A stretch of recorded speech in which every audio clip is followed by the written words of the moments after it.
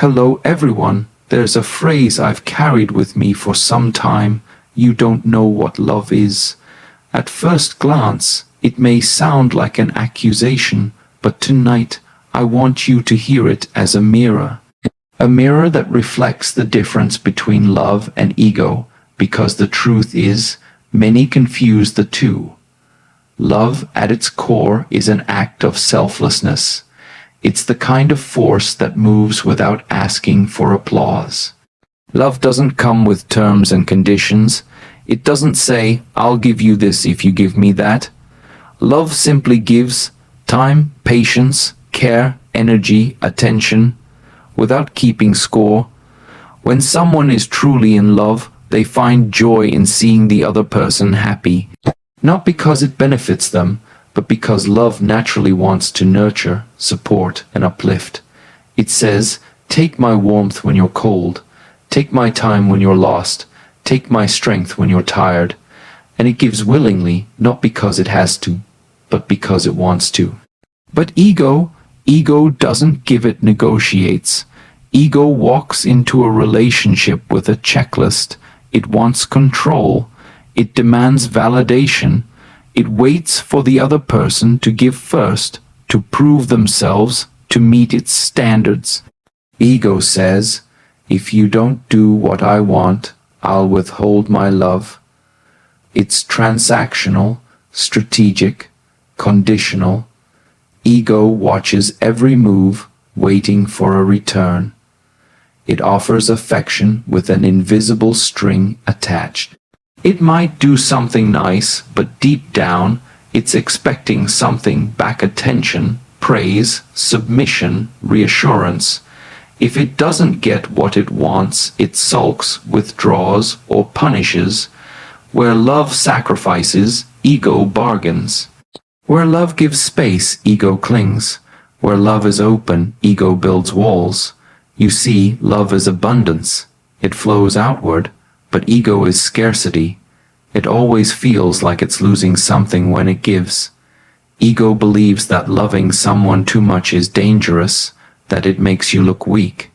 But real love doesn't fear weakness because it knows that giving, freely, fully, and without demand, is the highest form of strength. So when you love someone, ask yourself, are you truly giving, or are you quietly demanding something in return? Attention, reassurance, control, proof. Because there's a difference between showing up with your heart and showing up with your ego dressed as love. Love, when it's real, is raw. It's exposed. It's the trembling voice saying, I care about you more than I want to admit. It's the steady hand reaching out even when it's scared of being pushed away. Love is not a performance. It's not always graceful or poetic. Sometimes it's messy. Sometimes it's uncomfortable. But that's what makes it powerful, because it dares to be vulnerable. To love is to say, here I am, my fears, my wounds, my past, my insecurities, and I'm trusting you to see me and still stay. That kind of openness takes courage. It requires the bravery to be seen without guarantees, to risk being misunderstood and still not shut down. Vulnerability is the bridge that connects two souls. It's where the real magic of love begins, not in the flawless moments, but in the ones where you show up scared, imperfect, and still willing to love. Vulnerability says, you could hurt me, but I still choose to let you in. Now contrast that with ego. Ego never wants to be exposed. It fears judgment, weakness, rejection. It wraps itself in armor, thick, heavy, cold. Ego builds defenses. It hides behind sarcasm, silence, deflection, anger, pride. It avoids conversations that dig too deep. It would rather ghost than admit it's afraid. It would rather push someone away than say, I miss you. Ego thrives on appearing strong. It wears masks. It pretends. It creates distance, not just from others, but from your own truth. It convinces you that you have to be untouchable, mysterious, unreadable, because to be seen is to be vulnerable, and vulnerability is something the ego sees as a threat. But here's the reality: ego's armor might protect you from pain, but it also shields you from love. It blocks the very connection your soul is craving. It keeps you in survival mode when love is meant to help you live. The ego wants control. Vulnerability wants connection. The ego says, "Don't show weakness." Love says, "Your softness is safe with me." The ego shuts down when emotions get overwhelming. Love leans in, even if its hands are shaking. You don't experience deep love through pride. You experience it when you let someone see the parts of you you're used to hiding, and in doing so, you give them permission to do the same. That's where intimacy grows, not in perfection, but in shared imperfection. So the question is, are you loving from a place of openness, or are you just performing love while hiding behind your armor? Love isn't just about the words we say, it's about the silence we hold. Real love listens. Not just with ears, but with presence, with heart, with patience. Love leans in not to respond, but to understand. It doesn't rush to speak. It doesn't cut you off halfway through your pain. Love creates a space where the other person feels safe to open up, even if what they're saying is difficult to hear. Listening in love is an act of surrender. It means putting your ego aside and saying, "Your voice matters to me, even when it challenges mine." It's about valuing connection over being right. It's about hearing the words behind the words, the pain behind the anger, the fear behind the silence, the truth behind the defense. When you love someone, you don't just hear them. You hold them in your attention. You pay attention to the tremble in their voice, the hesitation in their words, the emotions they don't yet have language for. That kind of listening doesn't just solve problems. It heals wounds. It says, "I see you, I feel you, you matter here." But ego doesn't listen. Ego waits. It waits for a break in the conversation to jump in and defend itself. It waits to correct, to argue, to prove a point. Ego listens only enough to react, not enough to receive. It interrupts not because it's engaged, but because it feels threatened. Every word becomes a trigger.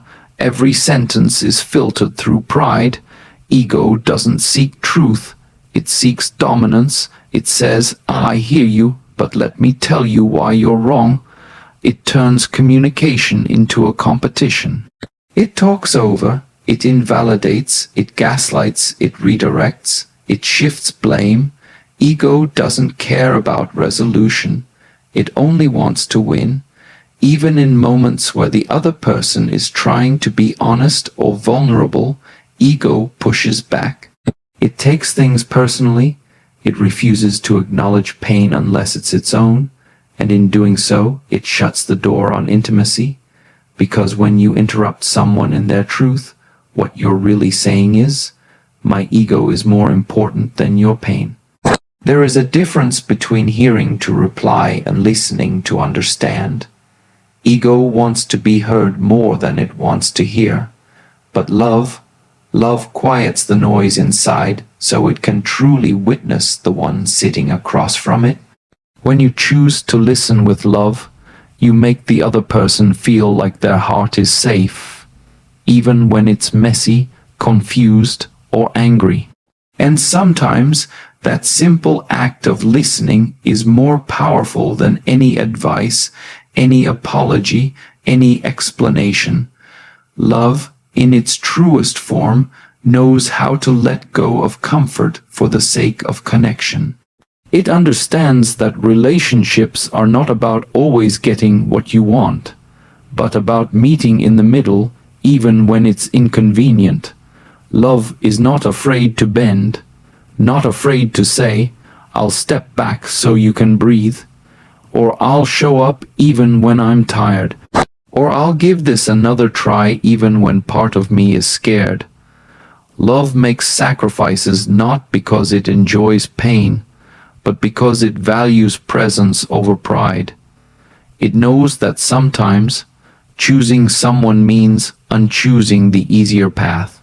It means staying when it's easier to walk away. It means apologizing when you're not the only one to blame. It means being quiet when you want to argue, just to let the other person feel heard. It means showing up again and again, not just when everything is beautiful, but when everything feels broken. Because love isn't about preserving your ego, it's about protecting the bond. And that protection requires effort, empathy, and endurance. It means doing the hard emotional labor when your partner is tired. It means staying up late to talk when your body wants sleep because their heart needs comfort. Love will inconvenience itself for someone else's peace. But ego doesn't do discomfort. Ego seeks safety. Ego protects its image, its comfort, its control. It doesn't like bending. It sees that as weakness. Ego doesn't sacrifice. It calculates. It wants to win. It wants to preserve itself at all costs, even if that means letting go of something beautiful just to prove a point. When the relationship hits a rough patch, ego is the first to say, "This is too much." It folds its arms, builds walls, and waits for the other person to fix everything. Ego expects love to be convenient, painless, and constantly affirming. It's unwilling to struggle for someone else's healing unless it gets something obvious in return. Ego avoids growth because growth is uncomfortable. It says things like, "If they really loved me, I wouldn't have to try this hard," forgetting that love requires effort. Ego doesn't want to stretch itself. It wants guarantees. It wants control over outcomes. It doesn't want to be vulnerable, to forgive, to compromise, because that might mean giving up the upper hand. But sacrifice is not about weakness.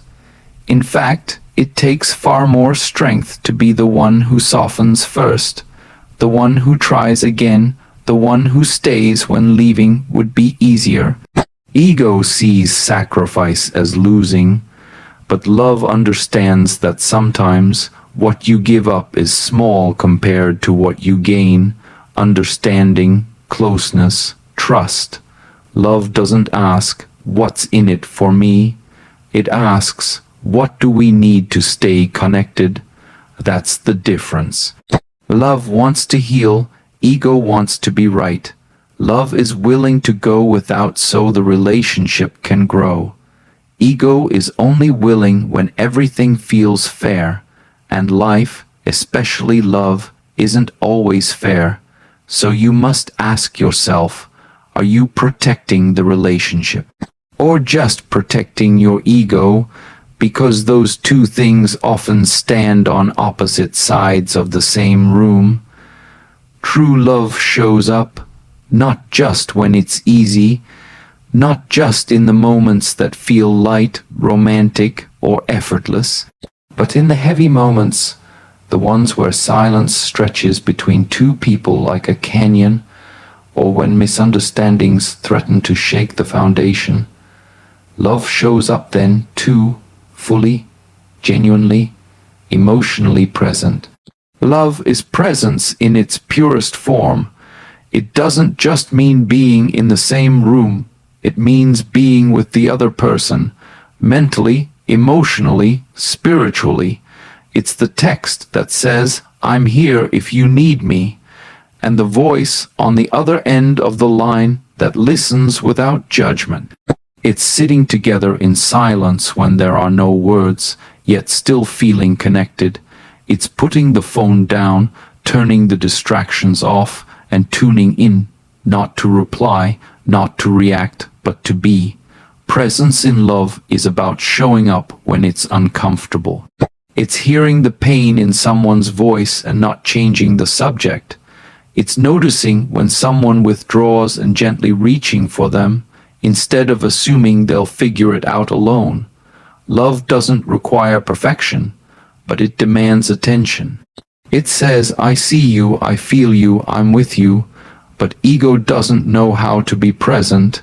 Ego disappears, not just physically, but emotionally. Ego may still be in the room, but it's somewhere else entirely. It's scrolling, avoiding, deflecting. Ego hides behind busyness. It walks away when feelings get intense. It shrinks back when someone expresses a need, because ego sees need as pressure, and pressure as a threat. Ego fears emotional intimacy, so it distances itself the moment someone gets too close. It escapes into distraction, pretends it doesn't notice the change in mood, or blames the other person for needing too much. Ego would rather be unavailable than uncomfortable. Where love says, I will stay through your storm, ego says, let me know when you've calmed down.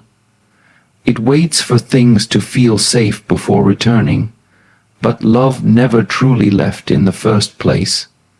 Ego wants the benefits of connection without the responsibility of presence.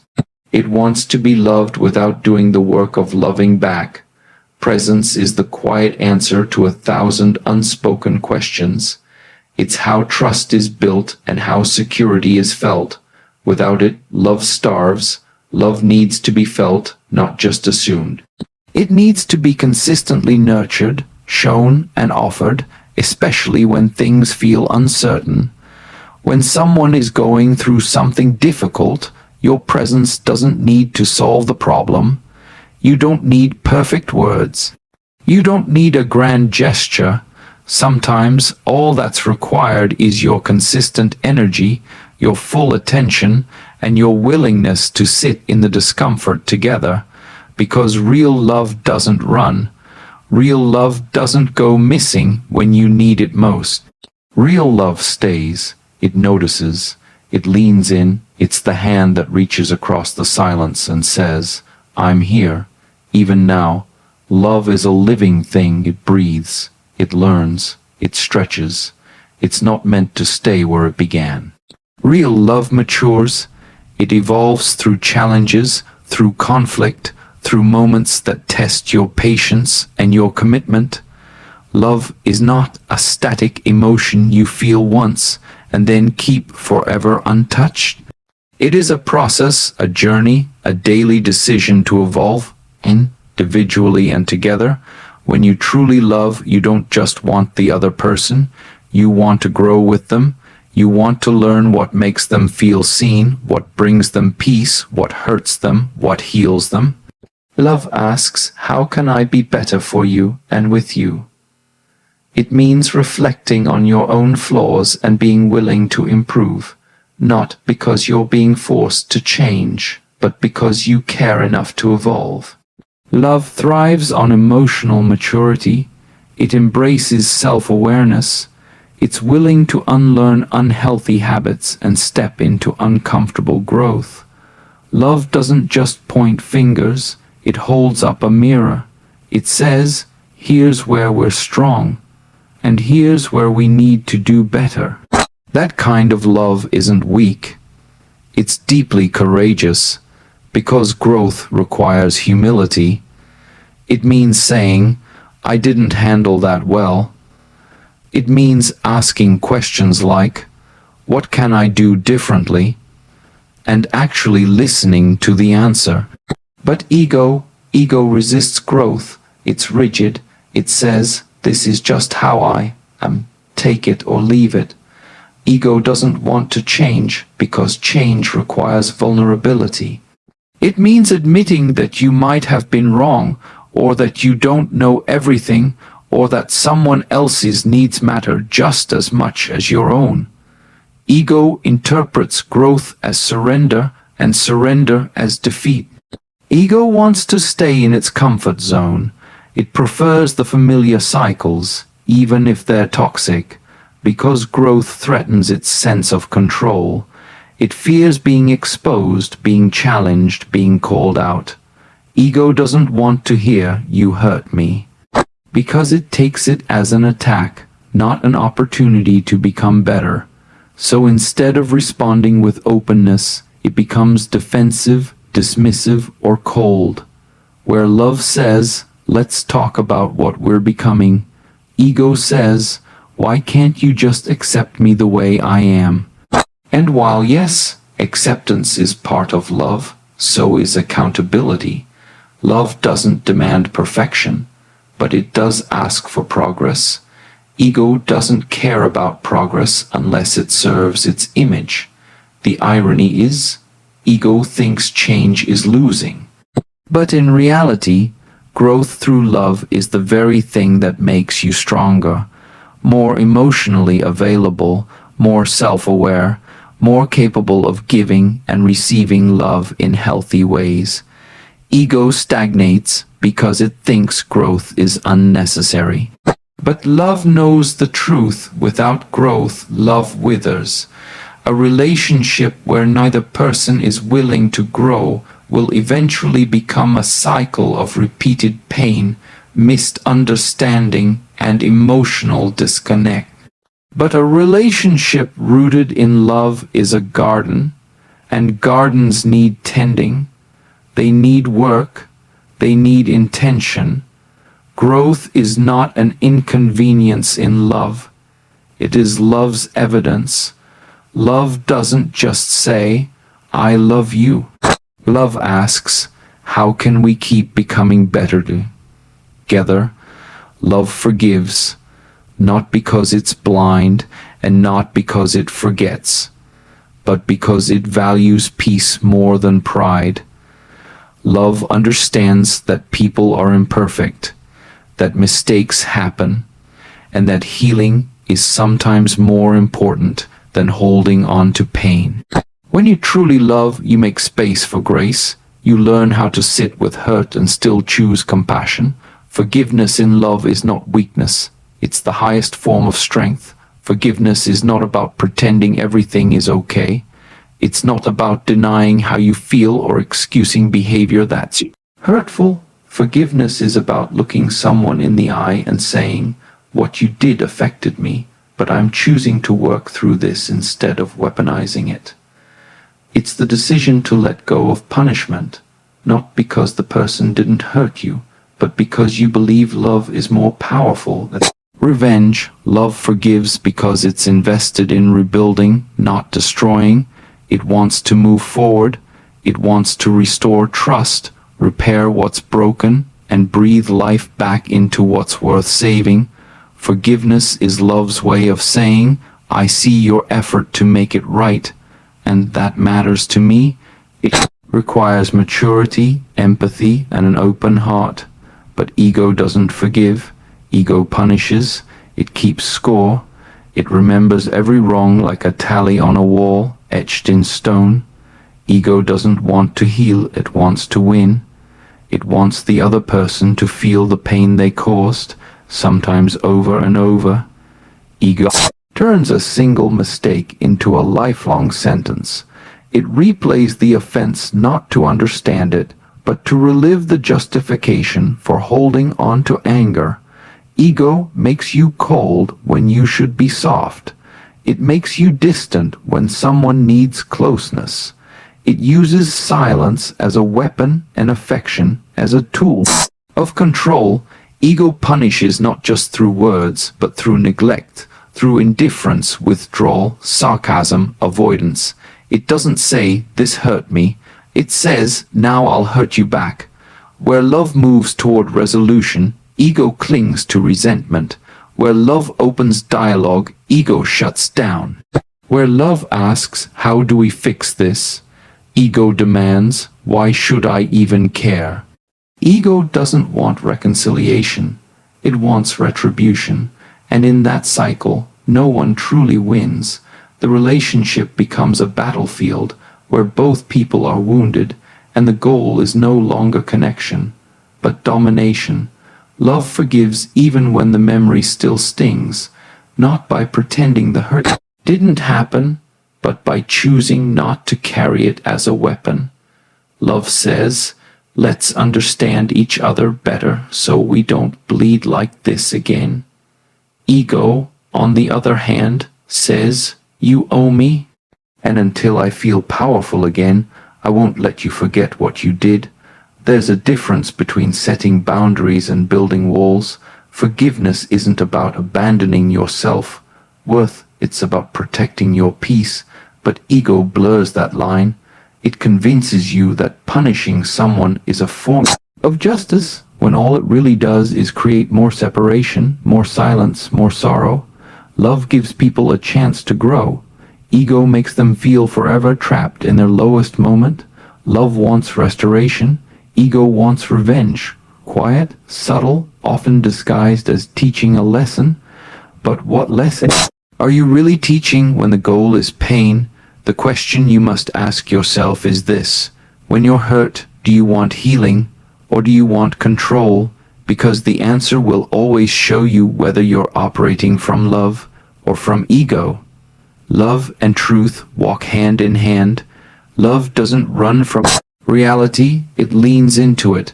Love isn't afraid of the truth, even when that truth is messy, uncomfortable, or inconvenient. It understands that honesty is the foundation upon which real connection is built. Without truth, love becomes a performance, a fantasy, something hollow pretending to be whole. Love embraces truth because it wants to see and be seen fully. It says, tell me who you really are, not who you pretend to be. It wants depth, not decoration. It asks, what are you feeling? What are you afraid of? What do you need from me that you're afraid to say? Love opens that door. Love makes truth a safe place, not a battlefield. And most of all, love is willing to speak its truth. It says, I miss you. It says, I was wrong. It says, I still care. Love doesn't hide behind silence or pride. It chooses honesty, even when the voice shakes, even when the timing is hard, even when there's risk involved. Because love knows that truth isn't always neat, but it is always necessary. But ego hides. Ego fears the truth because truth exposes vulnerability, and ego would rather die than appear vulnerable. Ego avoids conversations that might lead to growth because it's too invested in appearing strong, unaffected, superior. It would rather sit in silence than say, I'm hurting. It would rather pretend not to care than risk being the one who cares more. Ego chooses pride over peace. It tells you to wait for the other person to reach out first, to apologize first, to soften first, because ego sees initiative as weakness. It says, don't break the silence. They should be the one to speak. Even when your heart is screaming inside, even when the truth is burning your chest, ego tightens your lips and makes you pretend everything's fine. Ego is terrified of being wrong. It's terrified of being rejected. It wraps itself in pride like armor and says, I don't need anyone, even when it's desperate for connection. Ego will lie to itself just to protect its image. It would rather preserve dignity than repair a relationship. It doesn't want truth, it wants control. But here's the thing, relationships don't fall apart because people stop loving each other. They fall apart because people stop telling the truth. Because one or both people choose pride over honesty. They swallow their pain, avoid difficult conversations, and wear masks until the connection suffocates under the weight of everything left unsaid. Love says, let's talk, even if it's hard. Ego says, let's avoid, even if it costs us everything. Love says, this is how I really feel. Ego says they should already know. Love says, let's fix this. Ego says they don't deserve me if they can't read my mind. And perhaps the most dangerous thing about ego is that it convinces you that you're protecting your heart, when in reality, you're only building walls around your wounds. You're not healing, you're hiding, you're not strong. You're just afraid of being seen without your armor. Truth requires exposure. It requires humility. It requires risking being misunderstood. But love knows that's worth it, because through truth, love becomes real. It becomes rooted. It becomes resilient. When you love, you must be willing to let go of your pride long enough to say what's real, to admit when you're scared, to own when you were wrong, to share what you're truly feeling, not just what you think sounds strong, because the deepest connections aren't built through pride, they're built through truth, even when that truth is raw. Love is freedom, not the kind that makes you run away, but the kind that invites you to stay and still feel free. Real love doesn't cage you, it sees you, it accepts you, it lets you breathe without fear of being too much or not enough. Love whispers, you can be all of you here. Your softness, your strength, your joy, your flaws, they all belong. Love liberates you from the need to perform. You don't have to pretend. You don't have to shrink. You don't have to wear a mask to be accepted. In love, you're not defined by your past, your scars, your fears. Instead, you are embraced with them. You are held, not judged. Real love brings a kind of emotional safety that allows your true self to rise. It says, you don't have to earn my care. You already have it. And in that space, healing begins, growth begins. You start to realize you don't have to beg to be chosen. Don't have to fight to be understood. Don't have to prove your worth every single day. Love lets you evolve without the pressure of perfection. It sees the person you are and also the person you're becoming, and it chooses both. But ego enslaves. It's heavy, it's controlling, it wraps its fingers around your emotions and tightens its grip anytime you get too close to being real. Ego says, don't show too much, don't need too much. Don't love too loudly, they'll leave. It makes you second, guess your value and overanalyze your every move. Ego builds a cage around your heart, a cage made of fear, pride, suspicion, and silence. And the worst part, you don't always know you're in it. You walk around thinking you're being strong, wise, guarded, when really, you're just imprisoned by your own unresolved pain. Ego doesn't let you be vulnerable because vulnerability feels like a threat. It doesn't allow you to express your true needs because it equates needing with weakness. Ego forces you to love with conditions, with restrictions, with rules. If they say this, then I'll respond. If they do that, then I'll give more. If they don't chase, then I'll disappear. That's not freedom, that's strategy, that's emotional warfare, and it turns love into a game, one where no one truly wins. Ego enslaves because it ties your identity to outcomes. It says your worth depends on whether someone stays, whether they validate you, whether they make you feel powerful. It attaches your sense of self to how much control you have in the relationship. And the moment you feel that slipping, ego tightens the chains even more. Jealousy, manipulation, withdrawal, pride. Where love says, you are enough. Ego says, you must prove you are. Where love says, let's move forward. Ego says, let's keep score. Where love says, be free to be real. Ego says, don't risk being seen. And what's tragic is that ego convinces you it's keeping you safe, when really it's keeping you stuck. You're not avoiding pain, you're avoiding intimacy. You're not protecting your heart, you're hardening it. You're not holding boundaries, you're building walls so high that even love can't get in. Love frees your soul to speak its truth. Ego shackles your soul to silence. Love gives you wings. Ego builds cages. One brings peace, the other brings pressure. One helps you become, the other keeps you performing. So if you've ever asked yourself, why does love hurt?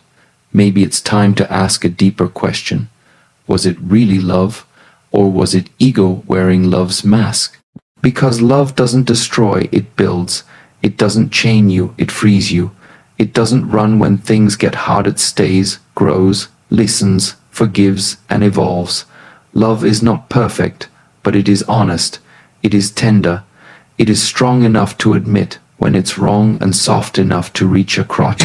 Silence, ego, on the other hand, only knows how to protect itself, even if it means burning everything down in the process. It would rather be right than be close. It would rather hide than heal. And the saddest part, it will convince you that pride is power, when real power is the ability to love fully and fearlessly. So I leave you with this. If you truly want to experience what love is, you must first be brave enough to let go of who you become when ego takes control.